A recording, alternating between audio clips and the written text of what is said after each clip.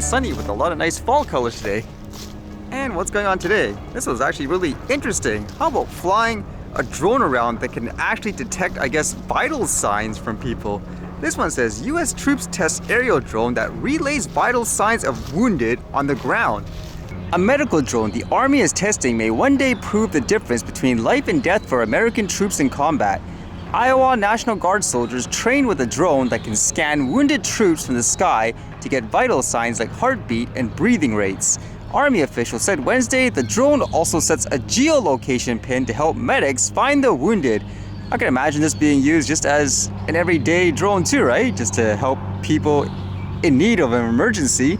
In a test during an August exercise, a squad leader with the 294th Medical Company area support huddled behind cover with medics as they used a drone to find mock casualties, said Army Sergeant Major Brian Goff, who worked in the planning group for the exercise. With the information supplied by the drone, they determined the condition of soldiers and distinguished them from mannequins who were considered dead for exercise purposes. If there's one that's more critical than the others, that's the one you need to save first, and you can make that decision before you leave cover, Goff said. So that's kind of interesting. Again, I can imagine this being used just as an everyday type of solution too. And they kind of describe, I guess, how it works and all that. It says the drone sensor can detect vital signs from 30 to 100 feet away, even through body armor. An Army statement during the August exercise said, the prototype drone is part of the VISTA project, which has been in the works for 4 years. VISTA, which stands for Vision and Intelligence Systems for Medical Teaming Applications, has included 2 years of research with unmanned aerial systems, the statement said. The Army is partnering with ArriveCan, a California-based company that supplies a sensor system in the drone that scans people from afar, said Lori DeBernardis, a spokeswoman at the Army's Medical Research and Development Command. And as they say, in the future, they'll use more sophisticated cameras, which in theory should mean this will be even more, I guess, precise and all that. Either way, it's kind of an interesting, I guess, development in terms of ways to use drones, just to detect things like vital signs, as they say. Makes me wonder how they do that, actually, in terms of being able to detect that if someone's wearing full body armor, like they say. And with more news with the war and stuff like that, there are protests, as you guys know, throughout the world, depending on what side you're on, Palestine or Israel.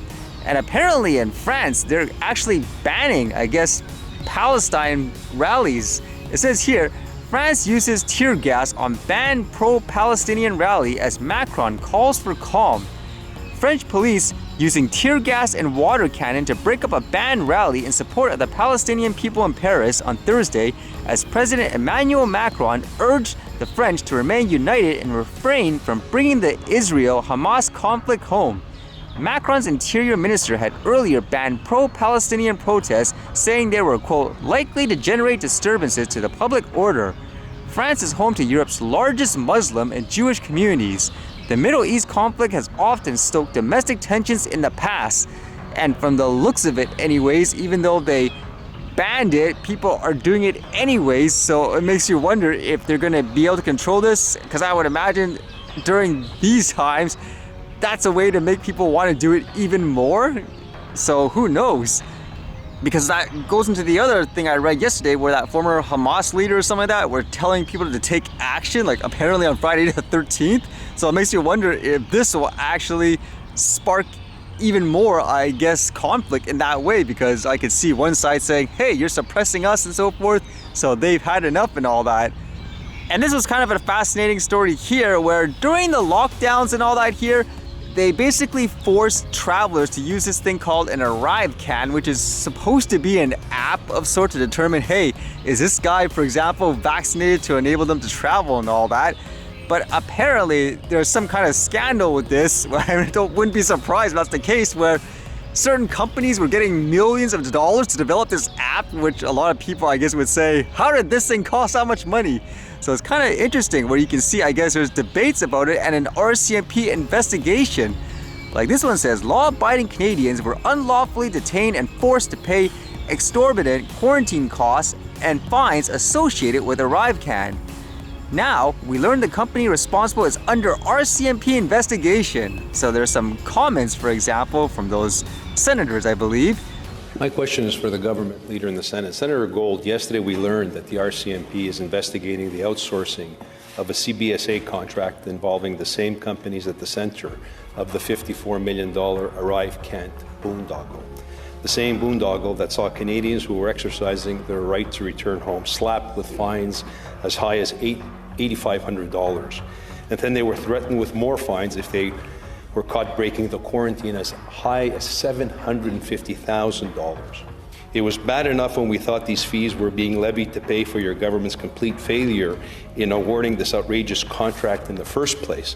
But now it's looking less like a failure and more like a deliberate get-rich-quick scheme for those with connections to the Trudeau government. And then there's more saying like what MP Brock just went over what the Globe has revealed about the ArriveCan contracting with the Auditor General immediately after a Liberal MP asked to adjourn the meeting. When you go deep dive into the particular story, it goes beyond misconduct, it goes into criminality. And that's why the RCMP is investigating it.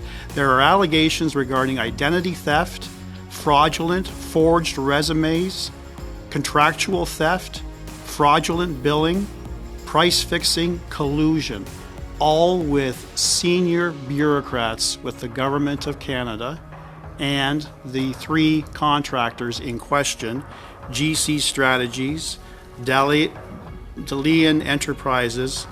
I wouldn't be surprised personally. Usually when it comes to stuff like this, like they say, follow the money, right? It makes you wonder if anything will actually happen if whoever gets caught, or if they're just gonna get out through some kind of technicality. A company just saying, for example, hey, we didn't do anything, we just placed it in a bid and did this and that. Every time stuff like this comes out, there's always some kind of money scandal, huh?